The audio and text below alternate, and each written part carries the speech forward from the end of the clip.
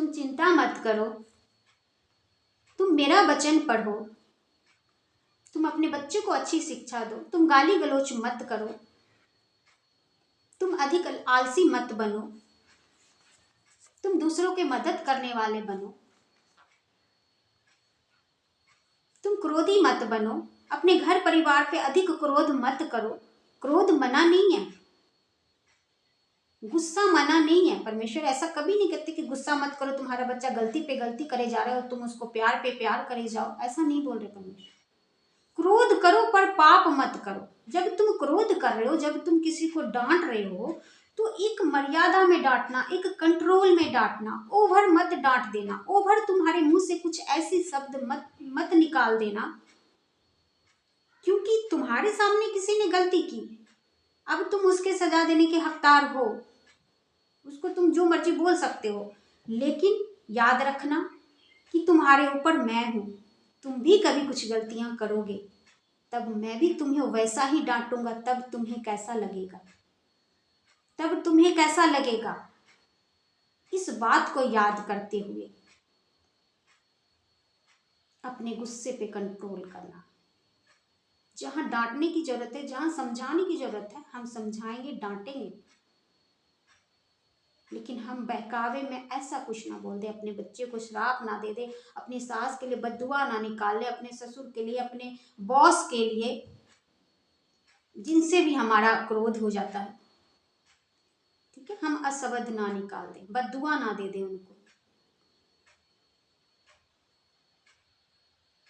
चाहे उन्होंने कितना भी करवा हमारा मन क्यों ना दिखाया हो, हम परमेश्वर को बोल देंगे। उस वक्त हम शांत रहेंगे, कोशिश करेंगे, क्योंकि परमेश्वर के बच्चे ऐसे नहीं होते। परमेश्वर का मुझसे सीखो, मैं ऐसे नहीं बोल रहा हूं कि तुम करो तुम करो, तुम पे नहीं थोप रहा हूं, मैंने भी वही किया है। क्या मुझसे ज्यादा तुम्हें कोई दुख दे रहा है? परमेश्वर को क्रूस पे टांग दिया। परमेश्वर ने कहा, हे पिता, इन्हें माफ कर। कितना उनके अंदर दर्द होगा, कितना उनको क्रोध आ रहा होगा बेकसूर को।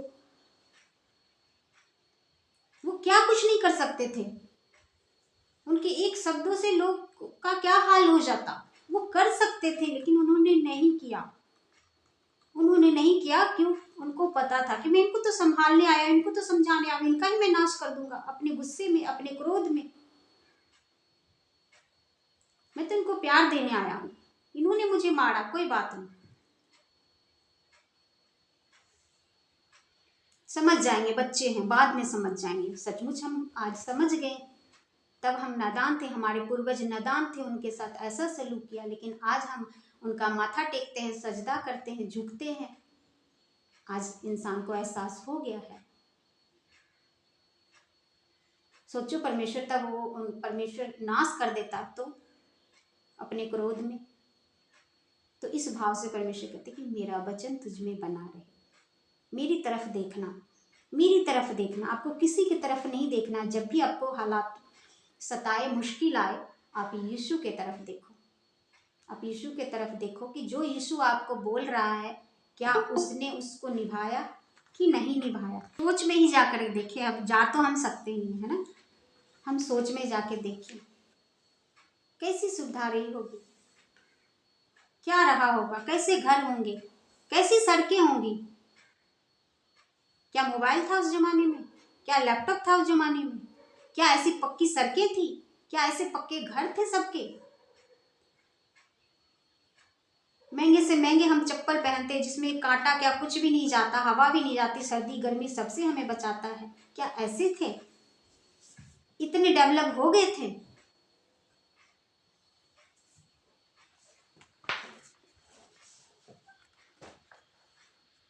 तब की बात कर रहे हैं यीशु मसीह,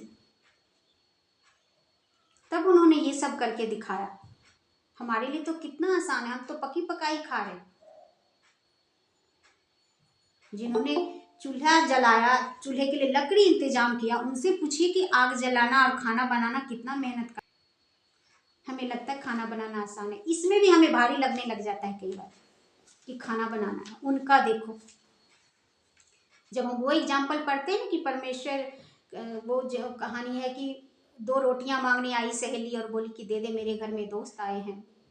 गेस्ट आए हैं, आधी रात को रोटी दे दो, तो हमें लगता है कि अच्छा गैस का ज़माना होगा, क्योंकि हमारा आज के हमारी बुद्धि में यही घुसता है। वो उस जमाने में मांगने गई कि जब आग जलाना भी इतना मुश्किल काम होता था। उसको आलस लगा कि अब लकड़ी लेंगे, आग जलाएंगे, चूल्हा जलाएंगे, कितना देर लगेगा खाना बनाने में। आज हमारे गेस्ट घर में कभी भी आ जाए, हम चिंता नहीं करते, बट फटाफट से बना लेंगे, हमें पता है। लेकिन हम सोच के देखिए कि उस जमाने की बातें। तो यीशु मसीह को जब हम समझना चाहेंगे ना, तो हम आज के युग से समझेंगे तो बहुत आसान लगेगा। आज के युग से ना सुने समझें कि यीशु मसीह ने क्या क्या किया। आप 2025 साल बैक जाएं,